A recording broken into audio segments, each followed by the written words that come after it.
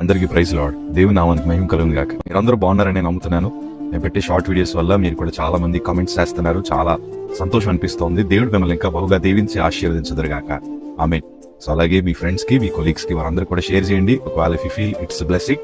So దేవుడు ఇంకా అమితంగా పరిచర్ని దేవుడు అభివృద్ధి చేయాలి. సో మీ అందరి ప్రార్థనలు జ్ఞాపకం చేసుకోండి. ఇవాళ ఒక ప్రత్యేక విషయాన్ని మీతో మాట్లాడడానికి ఇష్టపడుతున్నాను. అదేంటంటే ఇవాళ మనందరికీ చాలా జ్ఞానం దేవుడు ఇచ్చాడు. ఆ జ్ఞానం ద్వారా మనం ఎన్నెన్నో ఆలోచిస్తున్నాం. ఇవాళ మీ కెరీర్ కోసం కావచ్చు, లేకపోతే మీ భవిష్యత్తు కోసం కావచ్చు, మీరు చాలా తలంపులు కలిగి ఎన్నెన్నో చేయాలని చాలా ఆశ కలిగి మీరు ఉంటారు. కానీ ఇవాళ మన ఆశలు చాలా మట్టికి నెరవేర్చబట్టలేదు. మనం ఎన్ని ప్రయత్నాలు చేసినా అందులో మనకు సక్సెస్ రావట్లేదు.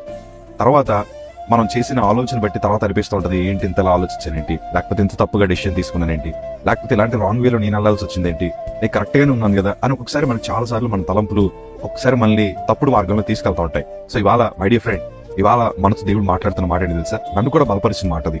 ఒకసారి అందరం దేవుని వాక్యం తెరుద్దాం. యెషయా గ్రంథము 55వ అధ్యాయము 8వ మాట.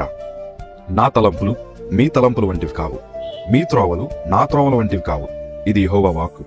ఆకాశములు భూమికి పైన ఎంత ఎత్తుగా ఉన్నవో మీ మార్గముల కంటే నా మార్గములు, మీ తలంపుల కంటే నా తలంపులు అంత ఎత్తుగా ఉన్నవి. మనం ఆలోచించి మన ఆలోచన, మన జ్ఞానం మనం ఉపయోగిస్తే బహుశా మనం కొంత మట్టికే చేరగలేము. అదే మనం ప్రభు మీద ఆధారపడితే, నీ పట్ల నా పట్ల ఆయన కలిగిన తలంపులు చాలా ఉన్నతమైనవి గనక ఈ రోజు మనందరం ప్రభు మీద ఆధారపడదాం.